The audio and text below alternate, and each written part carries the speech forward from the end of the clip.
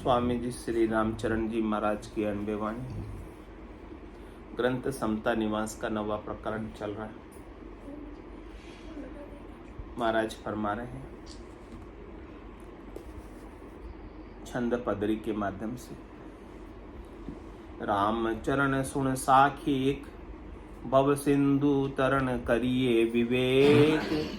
ज्ञान सहित बैराग धार तज काम दाम तृष्णा निवार। श्वास श्वास तन घटत आव को नहीं तास स्थिरता उपाव। काल गयो दिन जात आज घड़ी पहर दिन दिन अकाज। राम राम रसना उचार मिनख जन्म मति जाय हार। पाव पलक जनि रहे सोई बेर बेर गुरु कहे तोई। नाद बिंद दृढ़ ताज राख ये साध अमीरस स्वाद चाक।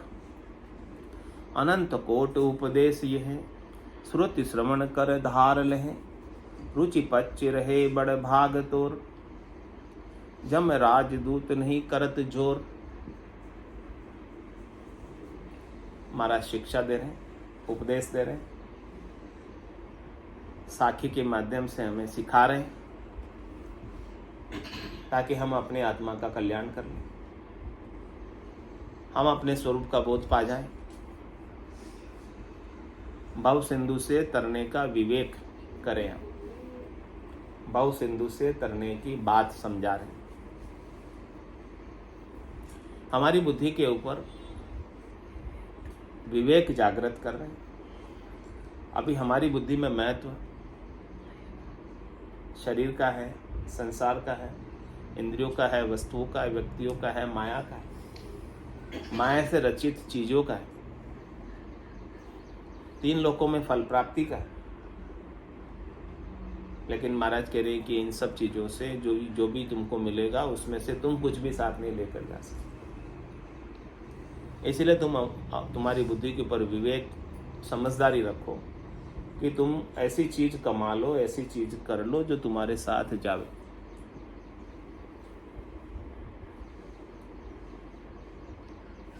तो इसके लिए क्या करो? ज्ञान सहित बैराग धार। इन माया के उपादानों से, इन माया के कारणों से, जिसके कारण से आपको माया सुख देती हुई लगती है, दुख देती हुई लगती है, उनमें से अपने राग को, उनमें से अपने हेत को, उनमें से अपने मोह को, अपनी आसक्ति को हटा लो, निकाल लो उसमें से, और अपनी राग को कहाँ जोड़ लो? सबकी ममता ताग बटोरी, मम पद मनई बांध बर डोरी। समदर्शी इच्छा कछु नाई, हरस शोक भय नहीं उर्माई। अस सज्जन मम उर बसे कैसे, लोभी हृदय बसे धनु जैसे। तुम सारी के संत प्रिय मोरे, दरऊ दहे नहीं आन। हमने सब तरफ ये ममता को पसार रखा। क्या करो? इन सब की ममता की एक रस्सी बनाओ और मेरे चरणों में बांध दो, मेरे को सौंप दो। आप मत रखो इनसे हेत, आप मत रखो इनसे ममता, आप मत रखो इनसे राग।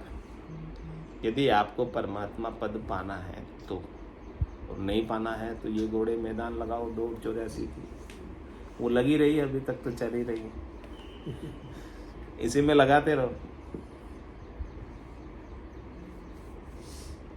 तो इसी तरह से महाराज के ने ज्ञान सहित बैराग। ऐसा संत सदगुरु केवली भगवंत हमें स्वरूप बोध का ज्ञान दे रहे।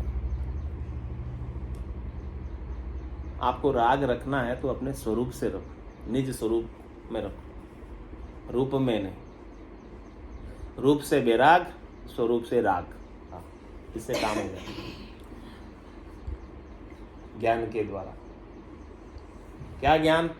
कि रूप से मैं राग करूंगा तो मेरे कुछ काम आने वाला, और स्वरूप से राग करूंगा वही मेरे काम का।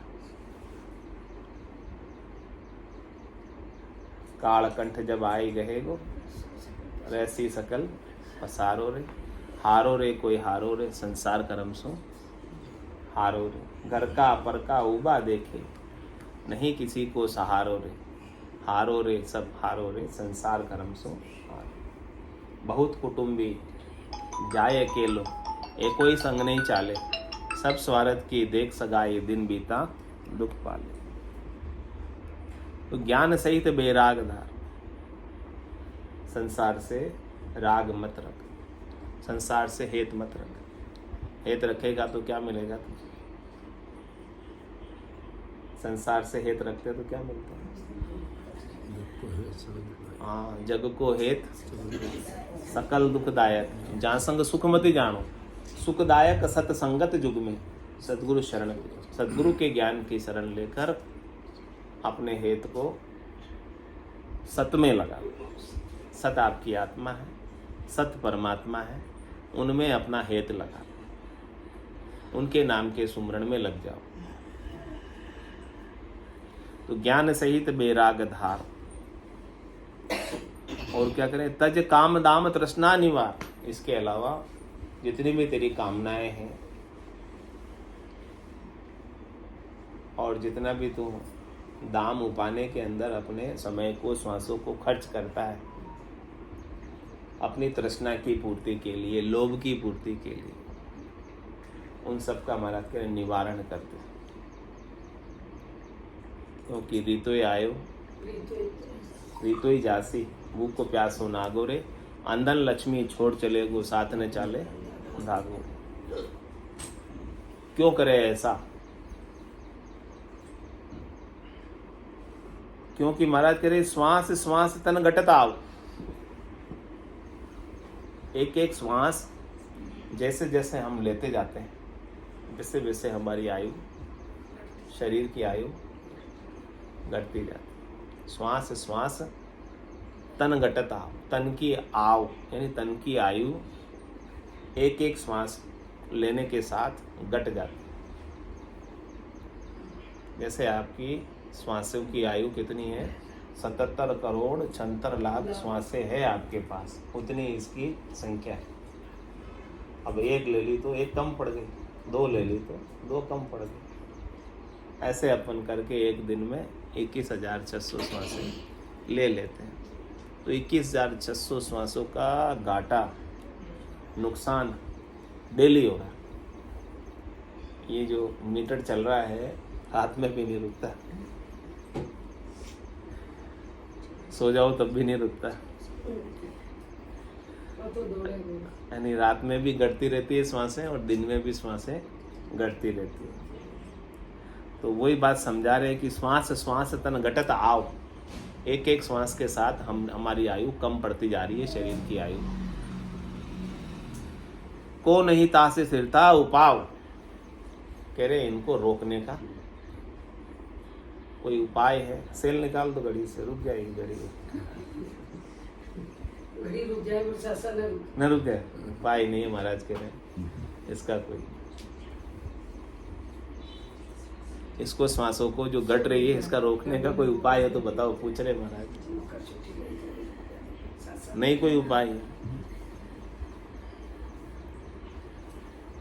इसको स्थिर करने का कोई उपाय नहीं है।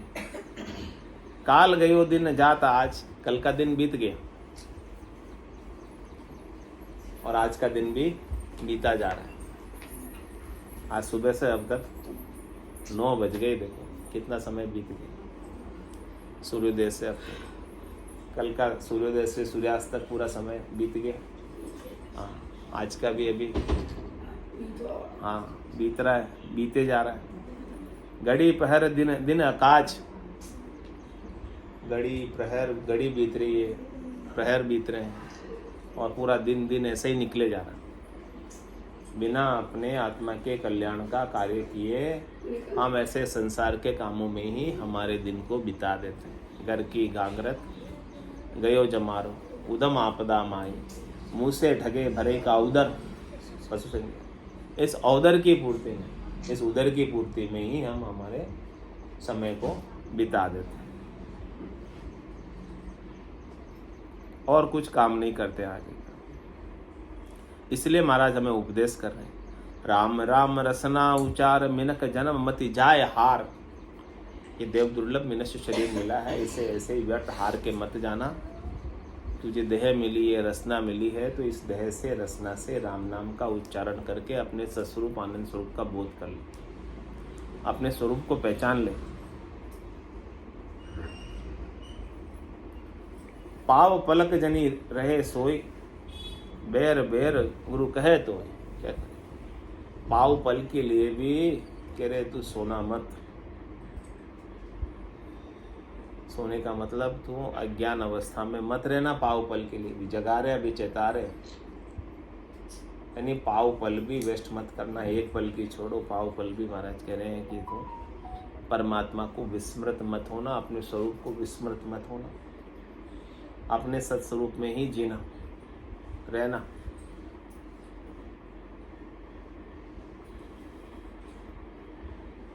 ये बात एक बार नहीं कह रहे हैं सद्गुरु, बार बार यही बात कह रहे हैं। नाद बिंद दृढ़ ताज राख, ये साध अमीर से स्वाद चाक।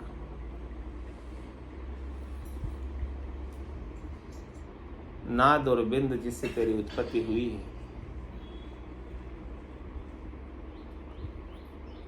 शरीर और संसार जिससे तेरी उत्पत्ति हुई है माया से, उससे तू सुख लेने की इच्छा छोड़ दे। तेरे को सुख लेना है, आनंद लेना है, तो राम नाम के अमृत का सुख, निज हंसा का यही चारा, सुखमण मोती करे हारा। नाद बिंद का सुख तो थोड़ी देर का क्षणिक है, 2 4 5 मिनट का। यानी शरीर संसार के जितने भी सुख हैं वो सब क्षणिक है, नाशवान है, 2 4 5 मिनट लेके फिर वापस दुख में बदल जाए। लेकिन तेरे को ये अमृत का रस चाख लिया, अमीरस पी लिया, तो अमर हो जाएगा। उसका सुख कभी खुटने वाला नहीं, जाने वाला नहीं है, आनंद कभी मिटने वाला नहीं है, उत्तरोत्तर बल्कि बढ़ने ही वाला है। इसीलिए तू वो राम रसायन का, राम रस का, सुखमना में से जो अमृत झरता है, उस अमृत का कुआं खोल ले। कुआं तो खुदा हुआ है, सबके पास है। कूप गिगन मत, उरद मुख और निस्दिन अमी जरंत। लेकिन किसके जरेगे? रामचरण भज राम को पीवे बिरला संत। कोई बिरले ही संत पीते हैं इसे, इसका लाभ बिरले ही उठाते हैं। सबके पास कुआं है, लेकिन उस कुएं में से पानी कोई कोई निकाल रहा है, अमृत को कोई कोई श्रावित कर रहा है। तो सद्गुरु विधि से राम नाम का सुमरण कर लो, आपकी सुखमना खुल जाएगी। आपका कुआं अमृत का कुंड, अमृत के कलश आपके भीतर हैं। उन भीतर के अमृत के कलशों को खोल लो, और वो अक्षय कलश, यानी उसका अमृत क्षय होने वाला नहीं, वो उसमें सीर आती है। जैसे किसी कुएं में सीर आती ना, तो उसका पानी कितने निकालो, हाँ, कितनी मोटर चलाओ तो ये टूटे नहीं, सीर आती है। ऐसे कह रहे हैं कि ब्रह्मांड से अमृत के कलश में सीर आ रही है अमृत की। अब वो सीर जब आ रही है तो आप जितना पियोगे उतना हो रहा जाती है, कम नहीं पड़ती, बढ़ती जाती है अमृत। तो कह रहे हैं कि उस अमृत को चाक, अनंत कोट उपदेश ये उपदेश कह रहे हैं कि महाराज अनंत करोड़ समझ इस उपदेश, इतना लाभ है इसका, अनंत ही कोटि लाभ है, करोड़ों लाभ है इस उपदेश के। इस उपदेश को यदि तूने धार लिया तो सुरति श्रवण कर धार। किससे सुन रहे हो? कानों से। लेकिन कह रहे हैं कि कानों से सुनते हुए आपकी सुरता कहाँ है, आपका ध्यान कहाँ है? आपका पूरा ध्यान 100% कानों में सुनने में होना चाहिए, सद्गुरु के शब्दों पर होना चाहिए। इधर उधर कहीं ध्यान आपका भटके नहीं, तो सद्गुरु के शब्द की चोट सीधी आपके हृदय पर होगी। सद्गुरु तो ज्ञान की अमृत की बारिश कर रहे, लेकिन आपकी सुरता और कई है, तो आपने अपने पात्र को उल्टा किया हुआ है। तो बारिश की एक बूंद भी पात्र उल्टा है तो आएगी नहीं। पात्र को सुलटा कर दिया, अपनी सुरता को, अपने ध्यान को कानों में स्थित कर दिया। यानी आप कानों में स्थित हो जाओ, यानी आपकी चेतना को कानों में स्थित कर दो, सब जगह से हटाकर सुनते वक्त।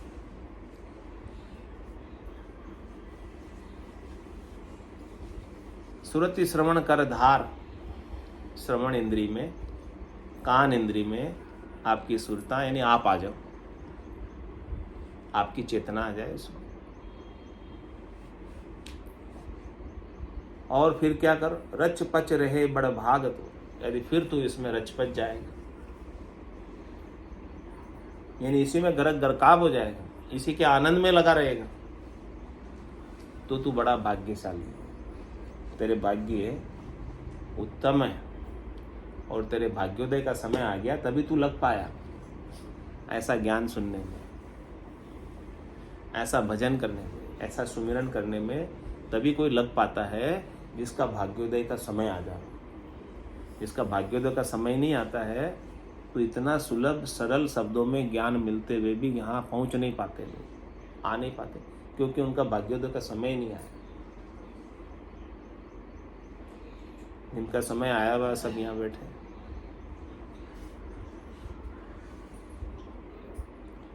रच पच रहे बड़ भाग तो, अब तू इसमें रच पच जा, लग जा पूरा। डाकर पड़ो जगत को छाड़र, तो गट पड़चा पाओ। संसार के सुखों को, शरीर के सुखों को, इंद्रियों के सुखों को छोड़कर सद्गुरु के ज्ञान में, भजन सुमरण में डाक कर पड़ जाओ, पूर्णतया लग जाओ 100%। तो महाराज कह रहे कि अनुभूति घट पड़ चुकी, आपको स्वतः ही अपने भीतर होने लगेगी। नहीं हो तो मेरी गारंटी। लेकिन अपन संसार को छोड़ते नहीं, सुरता अपनी कहाँ लगेगी, ध्यान हमारा कहाँ भटक रहा है, उन सबको हटाओ, हटाकर एक जगह जो सद्गुरु वचन कह रहे हैं उन पर लगाओ, उसके अनुसार महाराज कह रहे साधना कर लो। तो फिर क्या होगा, जम राजदूत नहीं करत जोर, जम के दूत का जोर नहीं चलेगा। फिर जम के दूत आपको पकड़कर नहीं ले जा सकते। फिर आप अमर विवाद में बैठकर परमात्मा के देश में जाओगे, अपना कर्मों का न्याय कराने यमराज की अदालत में आपको पेश नहीं होना पड़ेगा। बोलो राम सतगुरुदेव जी महाराज परम दयाल सतगुरु सुखराम जी महाराज ने,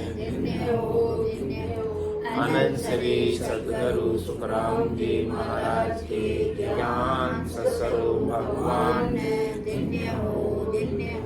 केवली भगवंता ने, जीवावतारण जहाज ने,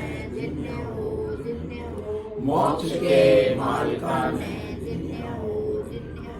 अनंत कोटि संतान ने,